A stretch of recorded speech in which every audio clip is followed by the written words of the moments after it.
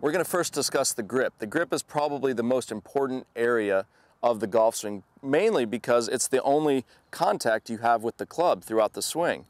So I want to do this little drill with you guys at home, and if you can sort of go ahead and place your left hand in front of you, and this is for a right-handed golfer, we're going to want the club to sit from the knuckle of this left hand to the base pad of this pinky.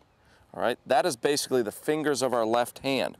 If you can do that and go ahead and hinge the club up this way, you can feel how your wrists will work this way. This is a tremendous source of power for you in your golf swing. If you do not have that, you're gonna have a hard time swinging the club. Vice versa, if you're at home watching this right now, go ahead and place the club right in the lifeline of your left hand, just like this. So this is where most people, if you see that your glove is worn out in this spot, you know that the club is sitting way too high up in the palm. This is robbing you of distance and accuracy. So place the club in the lifeline, and this is just for demonstration purposes. Try to hinge your wrists now. You'll notice it's going to be much more difficult. You're going to try to use your elbow and even your body to create that power. So again, we want to see the club in the fingers of the left hand. A couple drills that you can do for this: if you just hold your right hand on the shaft and you hold the club at 45 degrees, it's going to naturally sit like that. A lot of times, people, when the club is sitting on the ground like this, they want to put their hand on there, and you're going to see that naturally it wants to go into the lifeline. That's why it's very difficult when the club is sitting on the ground like this to put the club in the fingers. So again, let's go back up here with the club at a nice 45-degree angle. You just place your hands on it from that position. And from face on, what you're going to see here when you place the club down, you'll see that the V formed by my thumb and forefinger will point towards my right ear. That's where we want it. That's a nice neutral grip. When looking down from here without moving my head, I can see my first knuckle, second knuckle, and maybe part of my third knuckle, just maybe half of it. So 2.5 knuckles of the left hand is a good neutral grip at this point.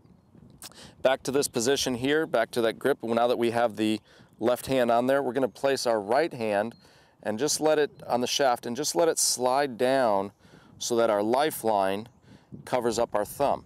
From this view, what it would look like, again, you want to place the shaft from the base pad of your forefinger to the base pad of your palm, just like that, and let it slide down this way so until your lifeline covers up your thumb, just like that.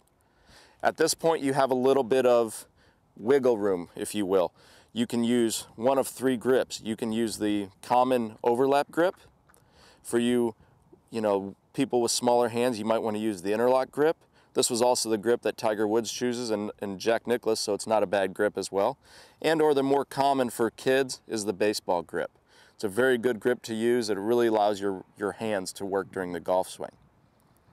Whichever grip you choose, it really doesn't matter to me, whichever one is comfortable, but the most important thing to remember about the grip is that we want the left hand in the fingers, and we want our right hand basically fitting on there nice and comfortable. The second grip drill that I want to cover today, which is very easy to do on the course, you might find this easier to do while you're out playing.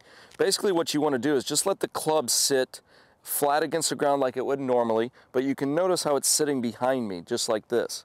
Okay, we don't want to let the club sit up vertical in this fashion. So what we're going to do is just let the club sit back like this, and if you notice with this, you can see that the club just wants to naturally sit in my fingers, just like that.